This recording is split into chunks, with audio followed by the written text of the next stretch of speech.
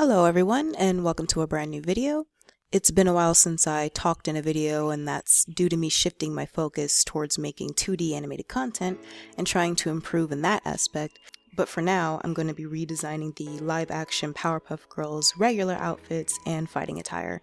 Not because there's anything currently extremely wrong with the fighting outfits that they have now, or their regular outfits, but this is just to throw out some helpful ideas to make this the most authentic experience for the generation that watched the original Powerpuff Girls, but also for those that have watched the reboot and those that don't even know what the heck Powerpuff Girls is, and just because I'm really bored. I'm also going to be discussing the movie's premise and my thoughts on the screenshots that were provided by TMZ at the very end of the video. If you want to read the article yourself, a link will be provided down in the description box below if you're interested in keeping up to date on that particular movie, and so will links to videos made by other creators having this discussion. Now let's get into the art.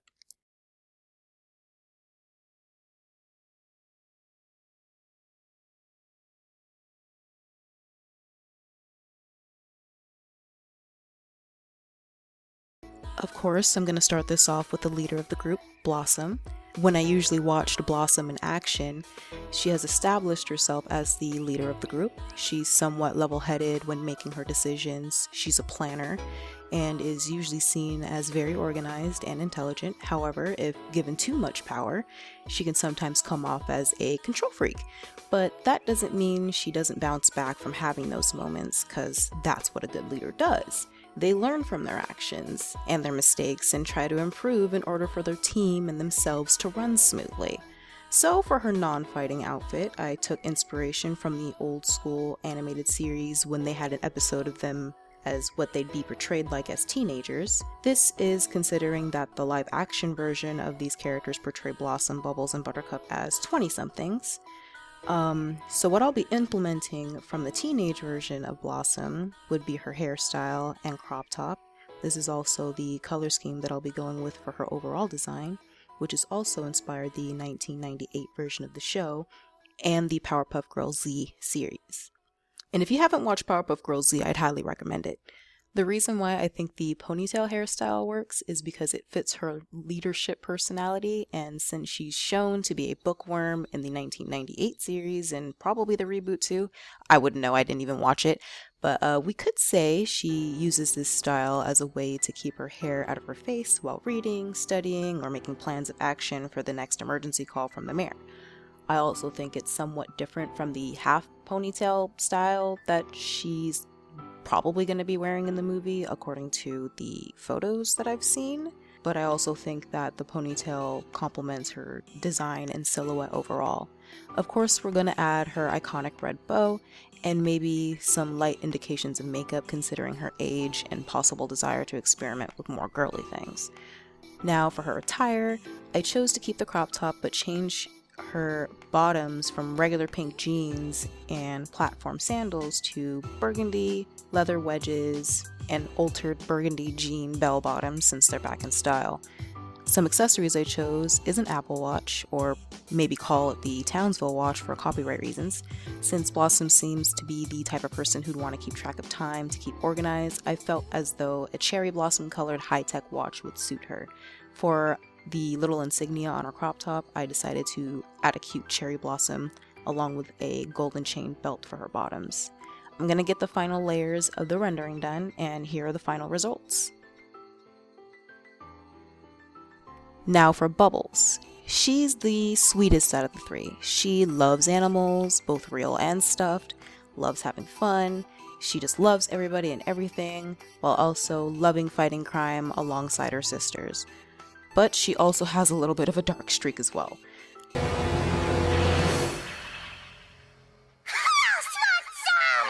Not to mention, in some instances, she can sometimes come off as really ditzy and can get easily distracted by either cute things or things that pique her interest during a fight. Obviously, those aren't the best traits to have, especially if you're supposed to support your teammates. But Bubbles usually makes up for it in the end by learning how to balance her bubbly personality with being able to help her sisters kick butt. So for her hair, while I really like her traditional pigtails from the first show and from her teenage version, I really prefer her hairstyle from the PBGZ series. They're really cute tornado twin tails, and I think it just uplifts the cuteness factor. So I'll be implementing that style into this one, while also adding a sunflower barrette. For her outfit, we're gonna go slightly bohemian. I'm keeping the crop top, but I'll be slightly changing it to a V crop top instead to keep the style theme consistent. For her pants, I'll be going with a baby blue bohemian style pair of pants with sunflower print, and for her shoes, I'll be going with a woven strapped sandal, probably with wedges, or maybe I'll make them flat, I'm not necessarily sure. Here's the rest of what the color palette looks like, just to give you a better idea as to what I'm going to go for. The reason why I've chosen to go this direction with Bubbles' regular everyday outfit is because she gives me the impression that yes, she loves to be girly, but she also wants to be comfortable while at the same time individualizing herself from her sisters. I think it'd be cool for her adult self to be somewhat hippie-ish and maybe be an animal rights activist on the side of fighting crime. Not necessarily for representation purposes, but just to emphasize that part of her personality, along with her kindness towards others, human or not. And I think it'll help her from being too one-dimensional as a character. For the accessories, I'm going to go with drawstrings in order for her to be able to readjust the waistline of her pants whenever she wants. For the insignia on her crop top, I'm going to keep the heart-shaped design, however, I'm going to change the color to yellow in order to complement the blue color scheme. After adding all the finishing touches, here are the final results. We all know that Buttercup is rash, brash, and will put her foot up your donkey. She's the type to stick up for her sisters, her dad, and herself, and doesn't take crap from anyone, which is a trait that I can respect, because who wants to be the human rendition of a doormat? Not Buttercup, that's for sure. However, probably her worst trait would be her anger issues and her rambunctiousness when dealing with situations, especially when having to deal with being a part of a team.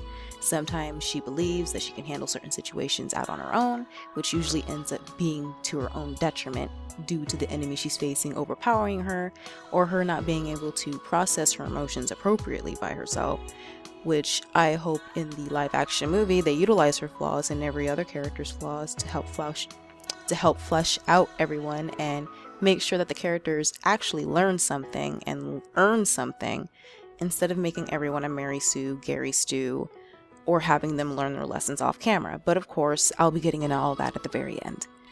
For Buttercup's regular outfit, I'm going to be keeping the sporty short sleeve crop top that she wears in the teenage version, but instead of her wearing pants, I'm going to be changing them into sporty shorts with the legs rolled up and sewn together. Here's the color palette I'll be going with for her overall design as well. I'm going to have her wear either green Converse style shoes, or I'll go with some Air Jordans that have green and white trimming. For her socks, I'm going to go with knee-high socks with green stripes that line the upper edges. This is going to emphasize her rough and tough personality through her fashion choices. She's sporty, tomboyish, but also wants to look cute at the same time, and I get it. I also think some good sports for her to play would be soccer, softball, or volleyball. I can also see her being the type of person to join a boys' team just to test out her skills overall. For the hair, I had a hard time deciding what style I wanted to go with. I was trying to figure out if she'd look good with a reverse bob or with short spiky hair as portrayed in her PBGZ designs, but I decided to settle with a reverse bob with flipped ends. For the insignia on her shirt, I'm going to keep the number 7 as it is, because it totally suits her, and if it ain't broke, don't fix it. After adding the final touches, here are the final results. So for the fighting attire, I decided to take a majority of the inspiration from the PBGZ designs. I really like the way the skirts look and the way their belts look, so I'm going to do my own rendition of these uniforms to make them look more fitting for a 20-something-year-old. First, I'm going to make each of these outfits a single piece dress with the pleated skirt. Instead of having the black strip be at the bottom of the dress, I'm going to remove it completely and make the belt black instead of white to make a more high-tech looking version of the old school outfits. I'm also going to remove the vest that they wear in the child version of these designs, and I'm going to make a sleeveless, tight neck, turtleneck collar rendition of the dress for Blossom, a spaghetti strap rendition of the dress for Bubbles, and a sporty short sleeve v-neck rendition of the dress for Buttercup. For the shoes, Blossom is going to have black armored flats, Bubbles is going to have armored black high heels, and Buttercup is going to have armored combat boots with black socks. Now, everyone's hairstyles can stay the same because that's usually how they are when they go out and handle their business. Not to mention, who has time to do their hair when there's evil afoot? No one, I think. Anyways, after adding the final touches, here are the final results. I hope you guys like the way each variation turned out. Comment what you think of the designs down below, and if you guys want to draw these variations of the Powerpuff Girls, I'll be leaving a link to the reference sheets you can use to draw till your heart's content. Now, on to the discussion.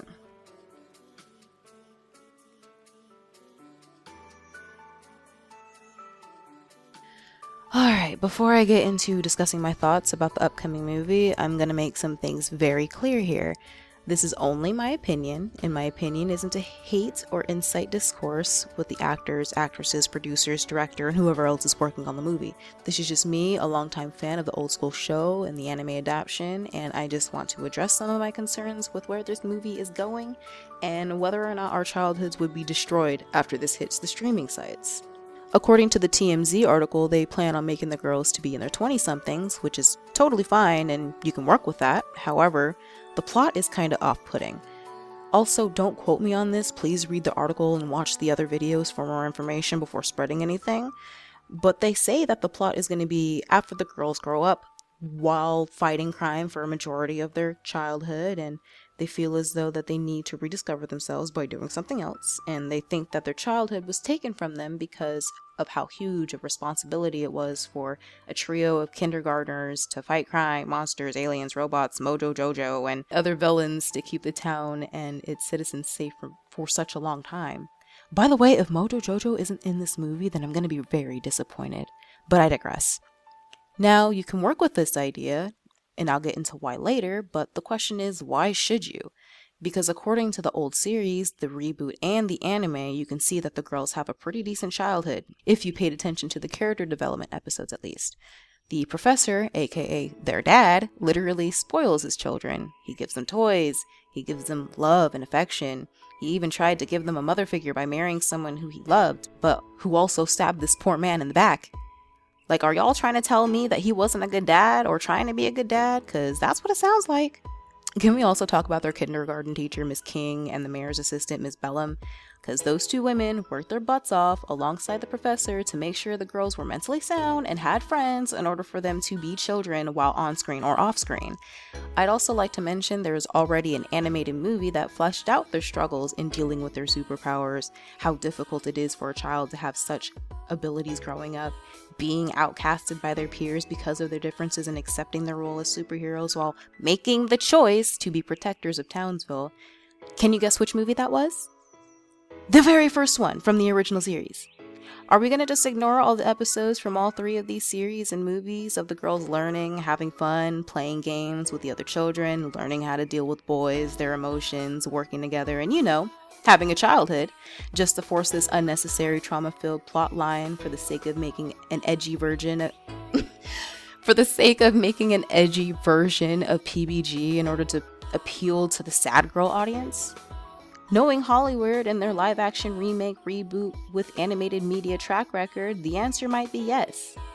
And also, if Miss King and Miss Bellum and the professor aren't in this movie, then I'm really going to be disappointed and I'm not even going to waste my time watching it. Just saying.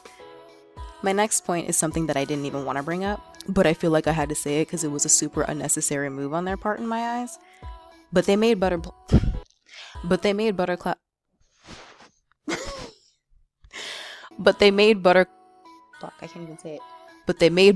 a black woman.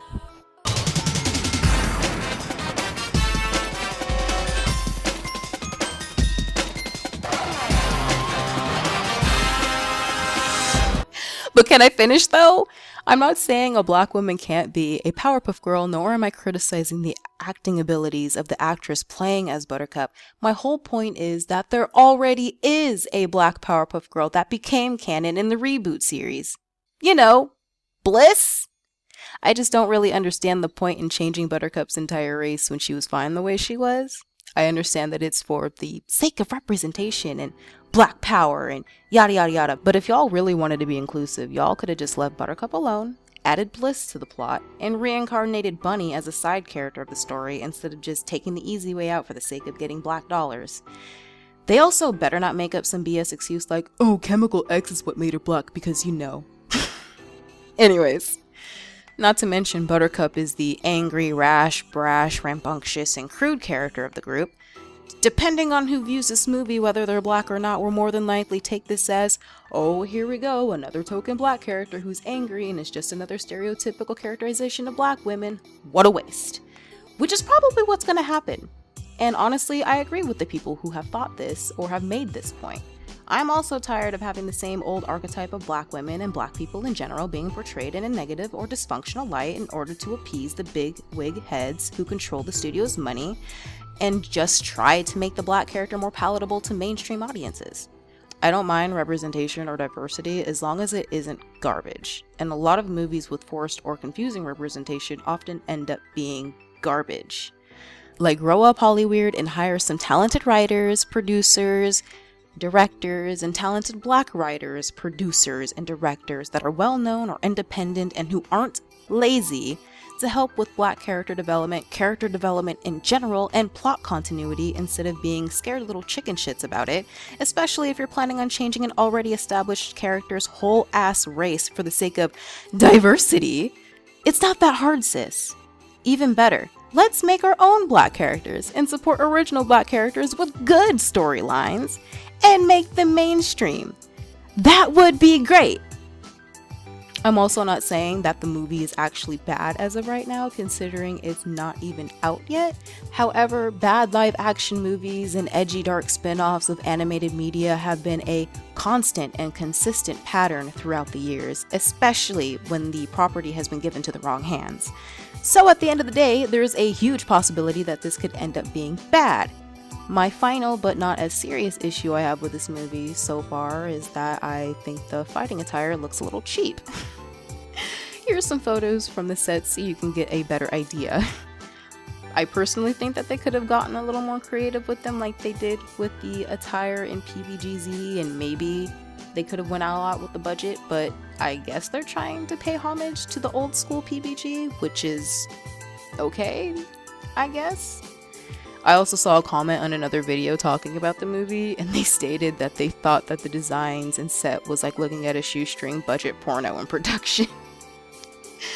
So I'll leave you all with that one too. Last but not least, another point I'd like to add is if these people do go on with the traumatized adult sad girl plot like I mentioned earlier, you can make it work by allowing each of the characters to learn, earn, and grow from their flaws that I discussed for each of the main characters earlier in this video, but in a natural, non-Mary Sue kind of way. Have Blossom understand the importance of not having too much control over every situation, despite her being the leader, because there are things in life that happen that you can't control, and to be open to her sisters, her friends, or the professor when being criticized or questioned for her methods. Have Bubbles understand that she has to balance having fun with taking certain situations seriously while being able to stick up for herself, especially when it comes to supporting herself and her sisters during an emergency or while busting crime. And have Buttercup learn that it's okay to rely on her sisters and the professor for help when she needs it, to not go into a fight without being prepared, and that she doesn't have to be strong for everyone all the time, and that it's okay to show emotion while also coming to terms with your emotions.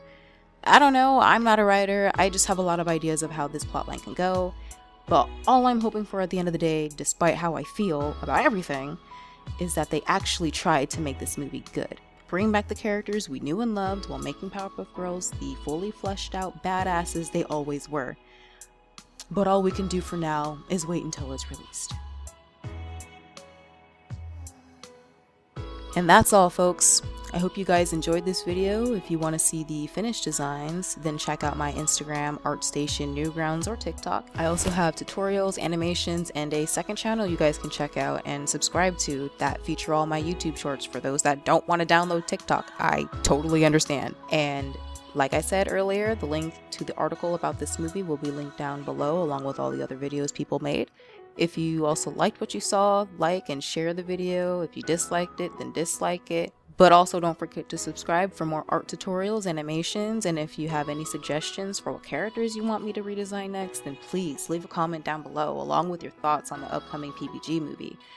You all have a wonderful day, afternoon, or evening, and shalom.